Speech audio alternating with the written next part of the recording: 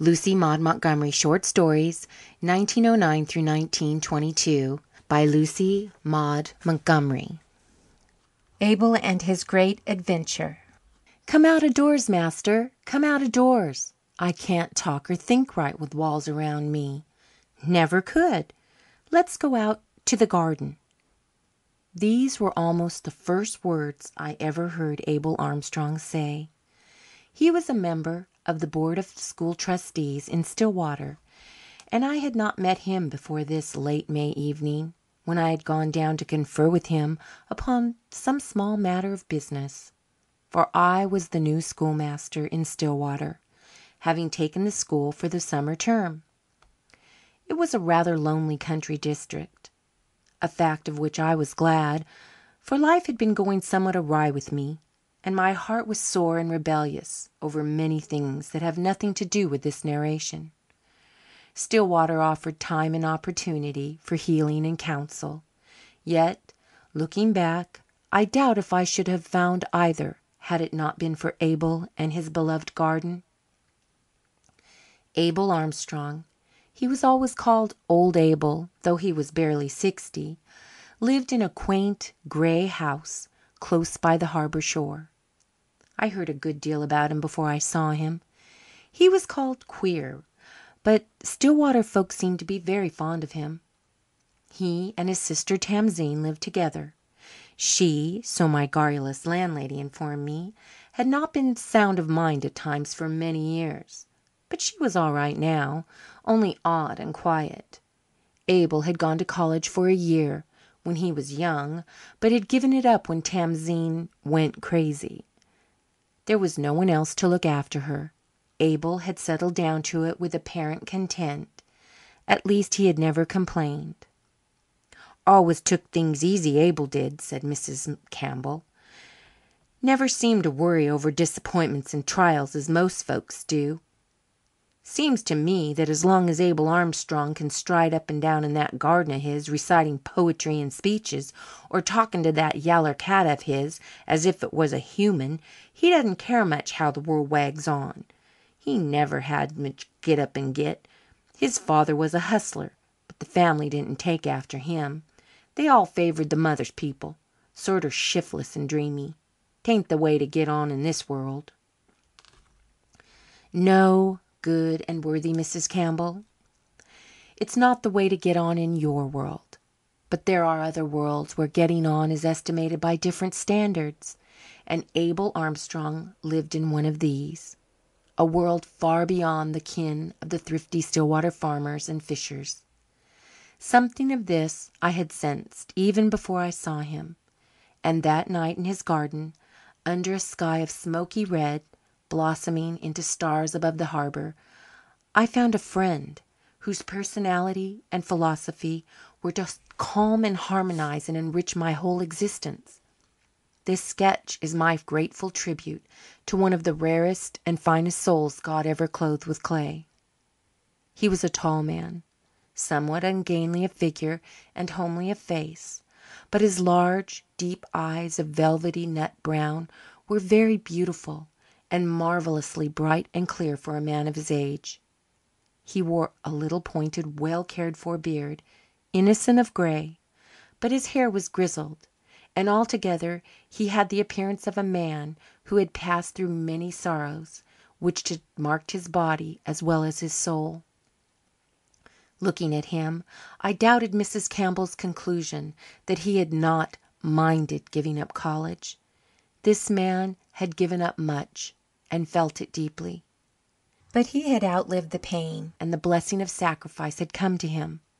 His voice was very melodious and beautiful, and the brown hand he held out to me was peculiarly long and shapely and flexible. We went out to the garden in the scented, moist air of a maritime spring evening. Behind the garden was a cloudy pine wood. The house closed it in on the left, while in front and on the right a row of tall Lombardy poplars stood out in stately purple silhouette against the sunset sky. "Always liked Lombardy," said Abel, waving a long arm at them. "They are the trees of princesses. When I was a boy They were fashionable. Any one who had any pretensions to gentility had a row of Lombardis at the foot of his lawn or up his lane, or at any rate one on either side of his front door. They're out of fashion now. Folks complain they die at the top and get ragged looking. So they do, so they do. If you don't risk your neck every spring climbing up a light ladder to trim them out as I do. My neck isn't worth much to anyone, which I suppose is why I've never broken it, and my Lombardis never look out at elbows. My mother was especially fond of them.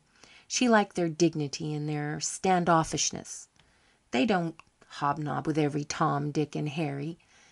If it's pines for company, master, it's Lombardis for society. We stepped from the front door stone into the garden. There was another entrance, a sagging gate flanked by 2 branching white lilacs. From it a little dappled path led to a huge apple tree in the centre, a great swelling cone of rosy blossom with the mossy circular seat around its trunk. But Abel's favourite seat, so he told me, was lower down the slope, under a little trellis overhung with the delicate emerald of young hop-vine. He led me to it and pointed proudly to the fine view of the harbour visible from it. The early sunset glow of rose and flame had faded out of the sky. The water was silvery and mirror-like. Dim sails drifted along by the darkening shore. A bell was ringing in a small Catholic chapel across the harbour.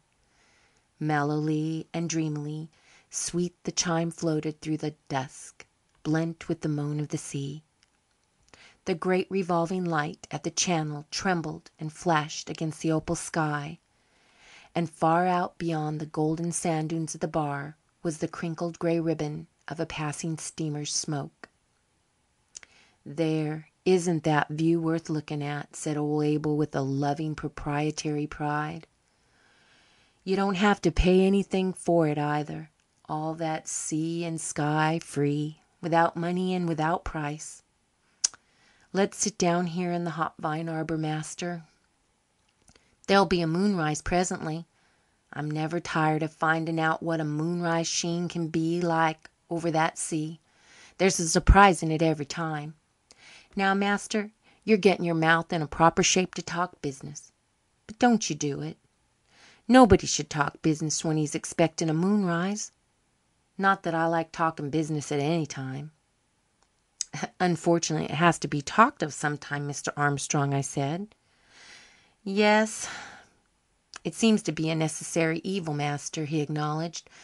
"But I know what business you've come upon, and we can settle it in 5 minutes after the moon's well up.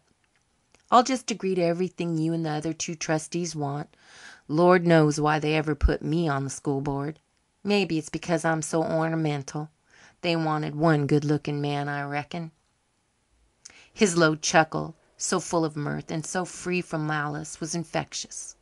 I laughed also as I sat down in the hop-vine arbour. "Now, you needn't talk if you don't want to," he said, "and I won't. We'll just sit here, sociable like, and if we think of anything worth while to say, we'll say it. Otherwise not. If you can sit in silence with a person for half an hour and feel comfortable, you and that person can be friends. If you can't, friends you'll never be, and you needn't waste time in trying." Abel and I passed successfully the test of silence that evening in the hop-vine arbour. I was strangely content to sit and think, something I had not cared to do lately. A peace, long unknown to my stormy soul, seemed hovering near it. The garden was steeped in it. Old Abel's personality radiated it. I looked about me and wondered whence came the charm of that tangled, unworldly spot. "Nice and far from the marketplace, isn't it?" asked Abel suddenly, as if he had heard my unasked question. "No buying and selling and getting gain here. Nothing was ever sold out of this garden. Tamzine has her vegetable plot over yonder, but what we don't eat we give away. Geordie Marr down the harbour has a big garden like this, and he sells heaps of flowers and fruits and vegetables to the hotel folks. He thinks I'm an awful fool because I won't do the same. Well, He gets money out of his garden, and I get happiness out of mine. That's the difference. Supposing I could make more money, what then? I'd only be taking it from people that needed it more. There's enough for Tamzine and me. As for Geordie Marr, there isn't a more unhappy creature on God's earth. He's always stewing in a broth of trouble, poor man. Of course, he brews up most of it for himself, but I reckon that doesn't make it any easier to bear. Ever sit in a hop vine arbor before, master?" I was to grow used to Abel's abrupt change of subject. I answered that I never had. "Great place for dreaming," said Abel complacently. "Being young, no doubt you dream a plenty." I answered hotly and bitterly that I had done with dreams. "No, you haven't," said Abel meditatively. "You may think you have. What then? First thing you know you'll be dreaming again, thank the Lord for it. I ain't going to ask you what soured you on dreaming just now. After a while you'll begin again, especially if you come to this garden as much as I hope you will.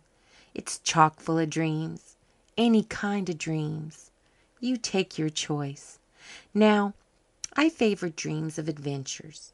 If you'll believe it, I'm 61 and I never do anything rasher than go out cod fishing on a fine day, but I still lust after adventures. Then I dream I'm an awful fella, bloodthirsty." I burst out laughing. Perhaps laughter was somewhat rare in that old garden. Tamzine, who was weeding at the far end, lifted her head in a startled fashion and walked past us into the house. She did not look at us or speak to us. She was reputed to be abnormally shy. She was very stout and wore a dress of bright red and white striped material. Her face was round and blank, but her reddish hair was abundant and beautiful. A huge orange-coloured cat was at her heels. As she passed us, he bounded over to the arbour and sprang up on Abel's knee. He was a gorgeous brute, with vivid green eyes and immense white double paws. "Captain Kidd, Mr. Woodley," he introduced us as seriously as if the cat had been a human being. Neither Captain Kidd nor I responded very enthusiastically. "You don't like cats, I reckon, master," said Abel, stroking the captain's velvet back. "I don't blame you. I was never fond of them myself until I found the captain. I saved his life, and when you've saved a creature's life you're bound to love it. It's next thing to giving it life. There was some terrible thoughtless people in the world, master. Some of those city folks who have summer homes down the harbour are so thoughtless that they're cruel. It's the worst kind of cruelty, I think, the thoughtless kind. You can't cope with it. They keep cats there in the summer and feed them and pet them and doll them up with ribbons and collars, and then in the fall they go off and leave them to starve or freeze. Makes my blood boil, master. One day last winter I found a poor old mother cat dead on the shore, lying against the skin and bone bodies of her 3 little kittens. She had died trying to shelter them. She had her poor stiff paws around them. Master, I cried. Then I swore. Then I carried those poor little kittens home and fed 'em up and found good homes for 'em. I know the woman who left the cat. When she comes back this summer I'm going to go down and tell her my opinion of her. It'll be rank meddling, but Lord, how I love meddling in a good cause." "Was Captain Kidd one of the forsaken?" I asked. "Yes, I found him one bitter cold day in winter, caught in the branches of a tree by his darn full ribbon collar. He was almost starving. Lord, if you could have seen his eyes! He was nothing but a kitten, and he'd got his living somehow since he'd been left till he got hung up. When I loosed him he gave my hand a pitiful swipe with his little red tongue. He wasn't the prosperous freebooter you behold now. He was meek as Moses. That was 9 years ago. His life has been long in the land for a cat. He's a good old pal, the captain is." "I should have expected you to have a dog," I said. Abel shook his head. "I had a dog once. I cared so much for him that when he died I couldn't bear the thought of ever getting another in his place. He was a friend, you understand. The captain's only a pal. I'm fond of the captain, all the fonder because of the spice of deviltry there is in all cats, but I loved my dog. There isn't any devil in a good dog. That's why they're more lovable than cats. But I'm darned if they're as interesting." I laughed as I rose regretfully. "Must you go, master? And we haven't talked any business after all. I reckon it's that stove matter you've come about."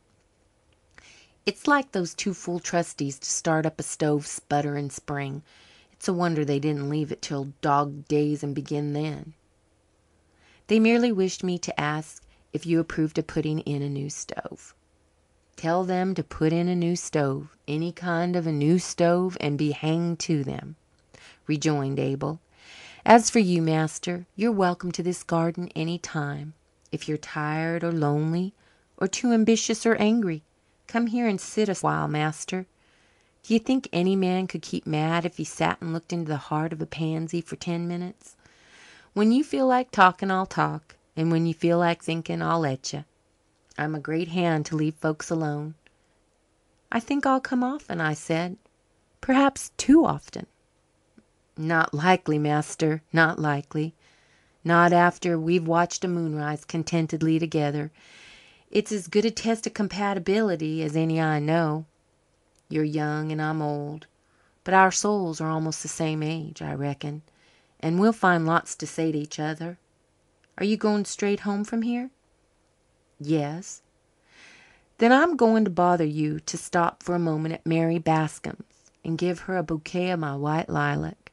She loves 'em, and I'm not going to wait till she's dead to send her flowers." "She's very ill just now, isn't she?" "She's got the Bascom consumption. That means she may die in a month, like her brother, or linger on for 20 years, like her father. But long or short, white lilacs in spring is sweet, and I'm sending her a fresh bunch every day while it lasts. It's a rare sight, master. I envy you your walk home in a moonlight along that shore." "Better come part of the way with me," I suggested. "No." Abel glanced at the house. "Tamzine never likes to be alone o' nights, so I take my moonlight walks in the garden. The moon's a great friend of mine, master. I've loved her ever since I can remember. When I was a little lad of 8 I fell asleep in the garden one evening and wasn't missed. I woke up alone in the night, and I was most scared to death, master. Look, what shadows and queer noises there were. I durst move. I just sat there, quaking. Poor small mite. Then all at once I saw the moon looking down at me through the pine boughs, just like an old friend. I was comforted right off. Got up and walked to the house as brave as a lion, looking at her. Good night, master. Tell Mary the lilacs will last another week yet." From that night Abel and I were cronies. We walked and talked and kept silent and fished cod together.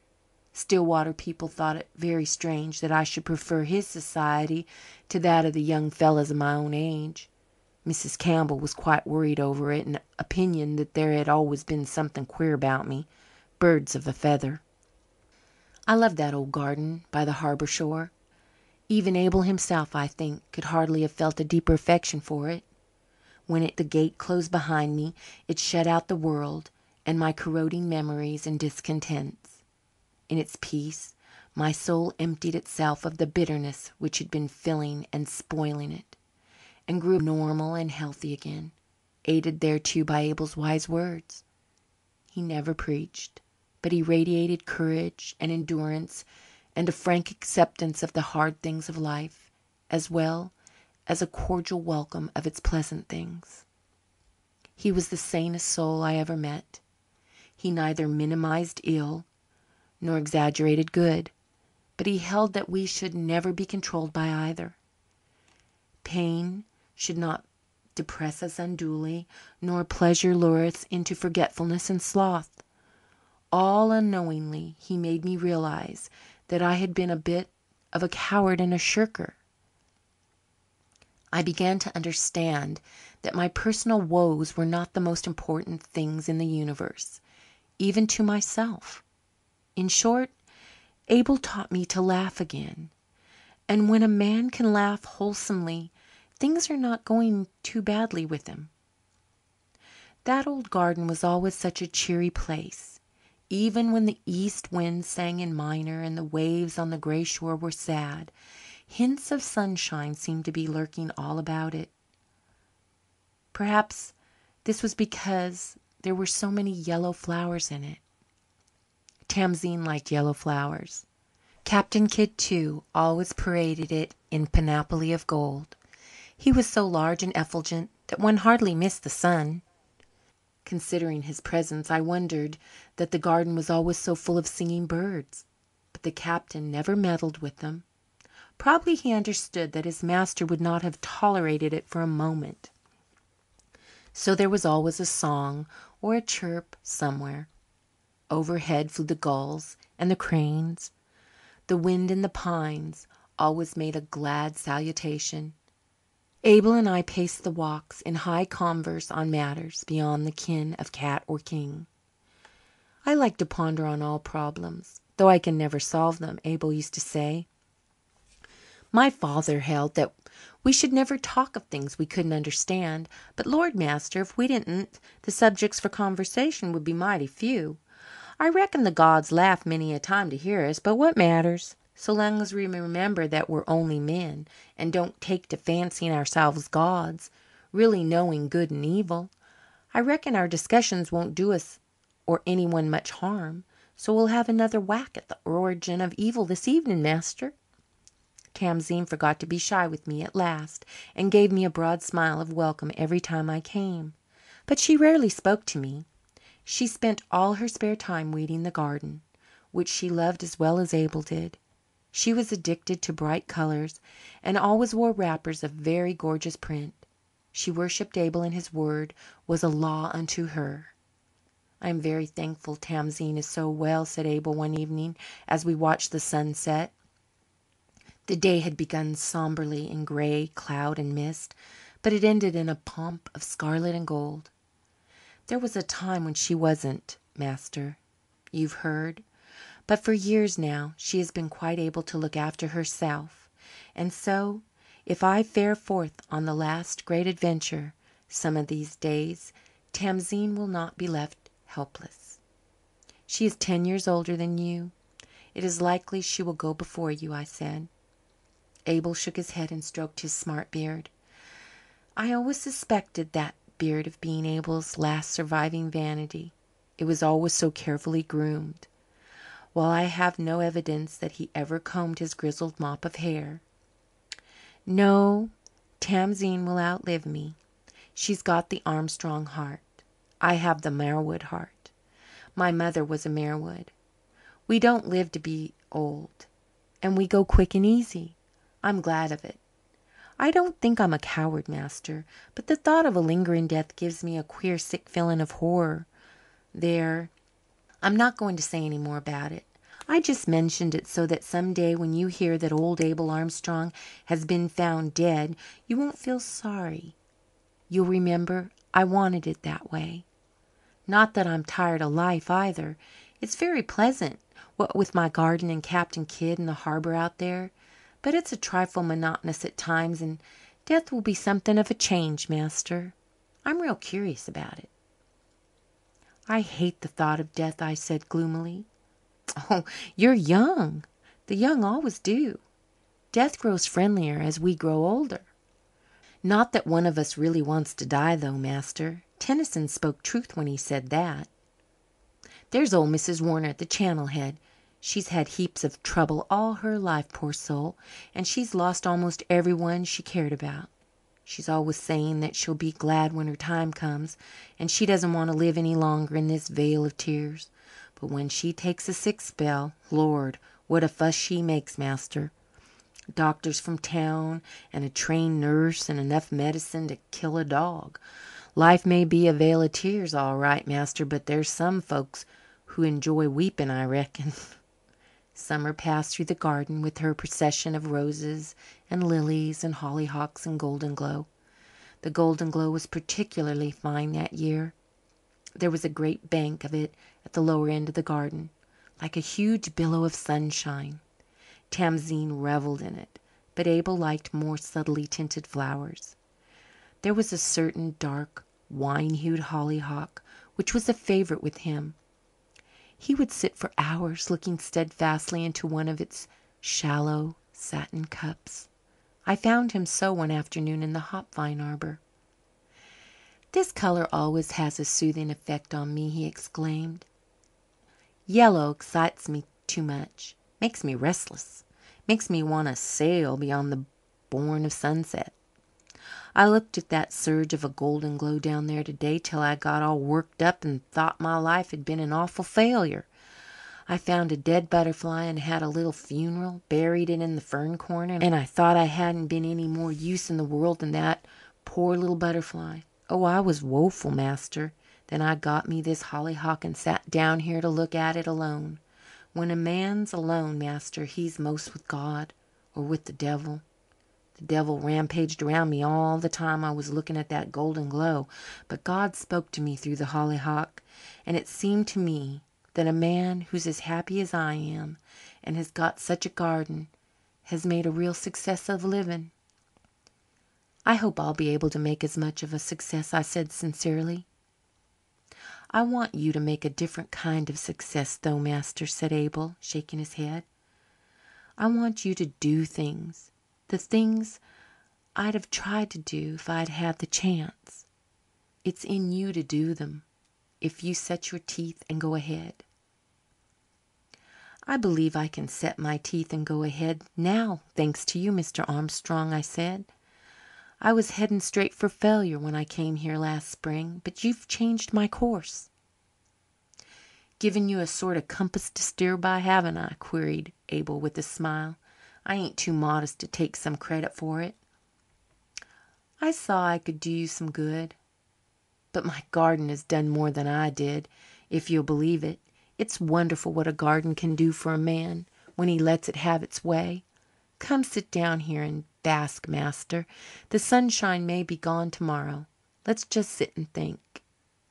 We sat and thought for a long while. Presently Abel said abruptly, "You don't see the folks I see in this garden, master. You don't see anybody but me and old Tamzine and Captain Kidd.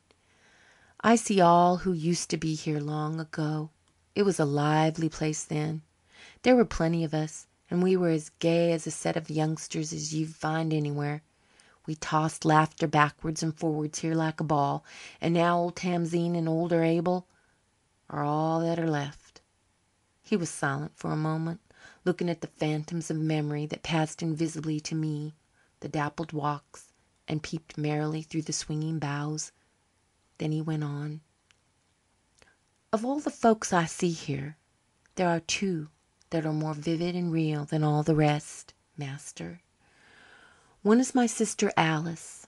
She died 30 years ago. She was very beautiful. You'd hardly believe that to look at Tamzine and me, would you? But it's true. We always called her Queen Alice, she was so stately and handsome. She had brown eyes and red gold hair, just the colour of that nasturtium there. She was Father's favourite. The night she was born they didn't think my mother would live. Father walked this garden all night, and just under that old apple tree he knelt at sunrise and thanked God when they came to tell him that all was well. Alice was always a creature of joy. This old garden rang with her laughter in those years. She seldom walked. She ran or danced. She only lived 20 years, but 19 of them were so happy. I've never pitied her over much. She had everything that makes life worth living, laughter and love, and at the last sorrow. James Milburn was her lover. It's 31 years since his ship sailed out of that harbour and Alice waved him goodbye from this garden. He never came back. His ship was never heard of again. When Alice gave up hope that it would be, she died of a broken heart. They say there's no such thing, but nothing else ailed Alice. She stood at yonder gate day after day and watched the harbour, and when at last she gave up hope, life went with it. I remember the day. She'd watched until sunset. Then she turned away from the gate. All the unrest and despair had gone out of her eyes. There was a terrible peace in them, the peace of the dead. "He will never come back now, Abel," she said to me. In less than a week she was dead. The others mourned her, but I didn't, master.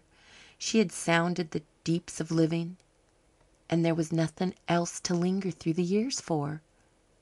My grief had spent itself earlier when I walked this garden in agony because I could not help her. But often on these long, warm summer afternoons I seem to hear Alice's laughter all over this garden, though she's been dead so long. He lapsed into a reverie which I did not disturb, and it was not until another day that I learned of the other memory that he cherished.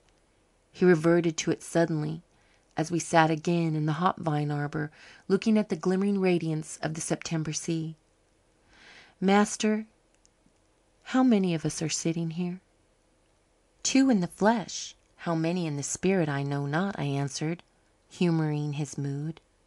"There is one. The other of the two I spoke of the day I told you about Alice. It's harder for me to speak of this one." "Don't speak of it if it hurts you," I said. "But I want to. It's a whim of mine. Do you know why I told you of Alice and why I'm going to tell you of Mercedes? It's because I want someone to remember them and think of them sometimes after I'm gone. I can't bear that their names should be utterly forgotten by all living souls. My older brother, Alec, was a sailor, and on his last voyage to the West Indies he married and brought home a Spanish girl. My father and mother didn't like the match. Mercedes was a foreigner and a Catholic and differed from us in every way. But I never blamed Alec after I saw her. It wasn't that she was so very pretty. She was slight and dark and ivory-coloured, but she was very graceful, and there was a charm about her, master, a mighty and potent charm. The women couldn't understand it. They wondered at Alec's infatuation with her. I never did. I loved her too, master, before I had known her a day. Nobody ever knew it. Mercedes never dreamed of it. But it's lasted me all my life.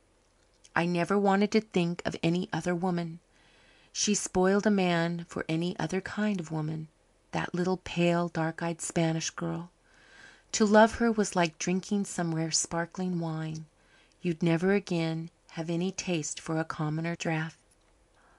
I think she was very happy the year she spent here.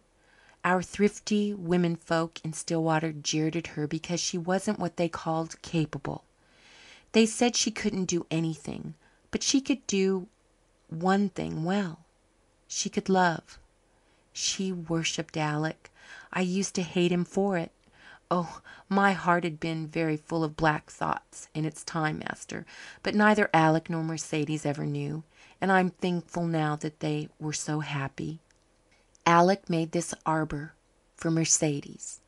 At least, he made the trellis, and she planted the vines. She used to sit here most of the time in summer. I suppose that's why I like to sit here.